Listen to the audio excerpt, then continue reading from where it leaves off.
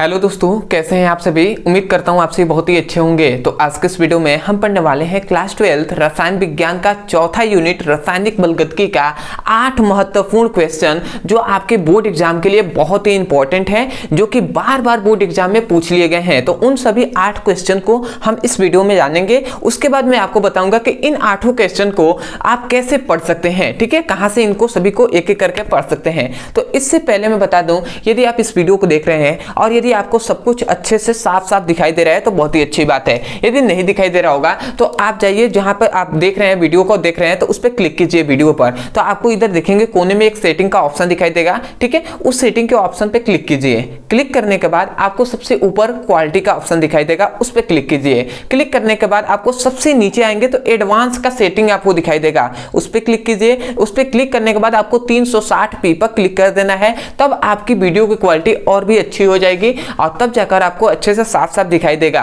तो चलिए दोस्तों, आशा करते हैं आपने कर लिया होगा। तो अब हम देख लेते हैं कि वो 8 महत्वपूर्ण क्वेश्चन कौन कौन से हैं। तो बहुत ही सिंपल है भैया। सबसे पहला हम क्वेश्चन आते हैं, ये बहुत ही वेरी वेरी इंपॉर्टेंट क्वेश्चन है। आप कोई भी जो मॉडल पेपर होता है या प्रीवियस ईयर में जो क्वेश्चन पूछे जाते हैं, ठीक है, उनसे आप मिला सकते हैं। तो सबसे पहला कि अभिक्रिया के वेग क्या है। अभिक्रिया का वेग या अभिक्रिया का दर भी के नाम से भी हम जानते हैं। तो अभिक्रिया का दर या वेग क्या है, इसको आपको बताना होगा। क्योंकि इसका अब केवल आपसे कह दिया कि अभिक्रिया का वेग क्या है, तो इसका मतलब ये नहीं कि केवल आप इसका परिभाषा लिख दीजिए, परिभाषा के साथ साथ इसका फॉर्मूला भी लिखिए। ठीक है, और उसको बताइए कि इस फॉर्मूले में कौन क्या क्या है। तो आशा करते हैं आप समझ गए होंगे। तो ये सबसे इंपॉर्टेंट, सबसे पहला इंपॉर्टेंट क्वेश्चन। दूसरा इंपॉर्टेंट क्वेश्चन कि अभिक्रिया का तात्क्षणिक वेग, वेग कहें या दर कहें, तो अभिक्रिया का तात्क्षणिक वेग को परिभाषित कीजिए। ये दूसरा इंपॉर्टेंट क्वेश्चन है कि अभिक्रिया के तात्क्षणिक वेग को आपको परिभाषित करना है। अब आता है तीसरा, तो याद रखेंगे अभिक्रिया के वेग स्थिरांक क्या है।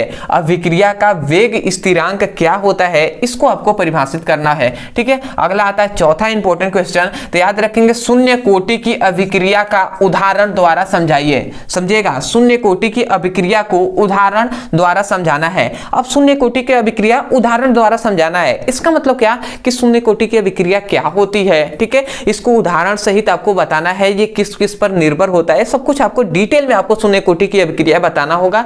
इसका जो गणना होता है इसको प्रूफ करना होगा। यदि आपसे ये 4 नंबर से ऊपर का क्वेश्चन पूछा जाता है तब आपको इसको फॉर्मूला जो होता है उसको भी आपको प्रूफ करना होगा। यदि 4 नंबर से ऊपर या 4 नंबर से पूछा जाएगा तब। यदि कम पूछा जाता है तो शून्य कोटि की अभिक्रिया लिखिएगा और ये शून्य कोटि की अभिक्रिया किस पर निर्भर होती है वो लिख दीजिएगा, बाकी आपको मिल जाएंगे नंबर। ठीक है, अगले आता है भैया कि 5वां इंपॉर्टेंट क्वेश्चन कि प्रथम कोटि की अभिक्रिया से आप क्या समझते हैं। ठीक है, और इसके 4 लक्षण लिखने को कह रहा है। तो भैया 4 इसके प्रमुख लक्षण आप लिख लेंगे प्रथम कोटि की अभिक्रिया का।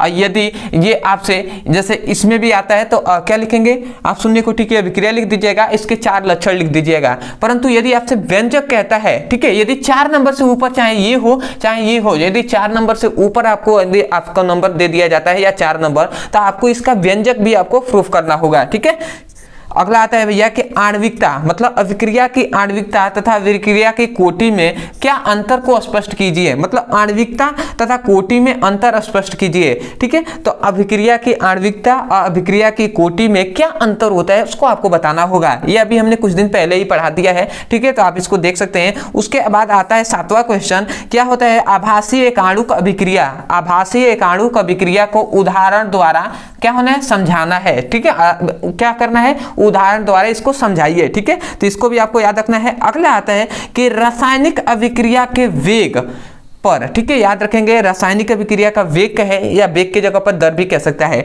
तो मतलब अभिक्रिया का जो वेग होता है वो उस पर दाब का, ठीक है, सांद्रता का, ताप का और उत्प्रेरक का क्या प्रभाव पड़ता है। मतलब अभिक्रिया के वेग पर दाब का, सांद्रता का, ताप का, उत्प्रेरक का क्या प्रभाव पड़ता है उसको आपको बताना होगा। ठीक है, मतलब अभिक्रिया के वेग को प्रभावित करने वाले कारक कौन कौन से होते हैं उसको बताना होता है। ठीक है, तो कभी कभी ये क्वेश्चन बहुत तरीके से घुमा के कहेगा, कभी कभी आपसे कह देगा कि अभिक्रिया का वेग पर दाब मतलब ताप को प्रभावित करने वाले, मतलब अभिक्रिया के वेग को ताप कैसे प्रभावित कर सकता है, ठीक है, या दाब कैसे प्रभावित कर सकता है, या सांद्रता कैसे प्रभावित कर सकता है, ठीक है। तो इस प्रकार आपको ये 4 लिखे गए, इस पे घुमा घुमा कर क्वेश्चन पूछा जाता है। यदि आपके पास प्रीवियस ईयर के क्वेश्चन पेपर होंगे तो उनसे आप मिला सकते हैं। देखिए कैसे कैसे घुमाकर उसमें क्वेश्चन पूछा जाता है, ठीक है, क्योंकि आप भी जानते हैं भैया कि घुमाकर नहीं पूछेंगे तो क्लास 12th के ना आप स्टूडेंट है, तो आपके लिए तो घुमाकर क्वेश्चन पूछना भी एक तरह से कहा जाए तो अच्छी बात है, ठीक है, क्योंकि आपके पास इतने तो सोच होना चाहिए कि क्वेश्चन कह क्या रहा है, ठीक है। तो आशा करते हैं आप समझ गए होंगे।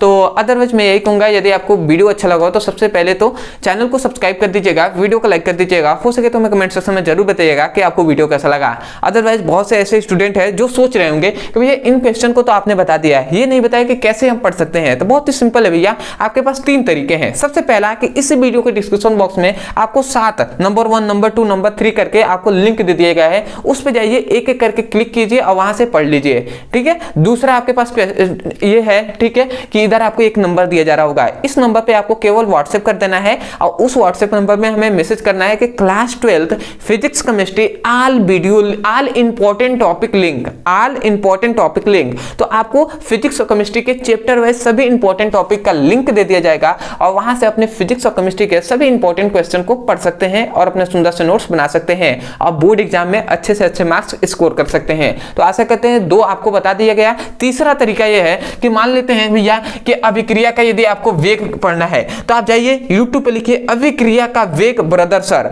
आपको वीडियो मिल जाएगा। ऐसे ही आपको मान लेते हैं कि अभिक्रिया का वेग स्थिरांक पढ़ना है तो आप जाइए YouTube पे लिखिए अभिक्रिया का वेग स्थिरांक क्या है ब्रदर सर, आपको वीडियो मिल जाएगा। इसी प्रकार आप कोई भी लिख सकते हैं कि आणविकता तथा कोटि में अंतर अभिक्रिया की आणविकता तथा कोटि में अंतर ब्रदर सर। इस प्रकार आप कोई भी टॉपिक फिजिक्स और केमिस्ट्री में लिख सकते हैं। अंत में केवल हमारे चैनल का नाम लिखिए, आपको वीडियो मिल जाएगा, वहां से उसकी पढ़ाई कर सकते हैं।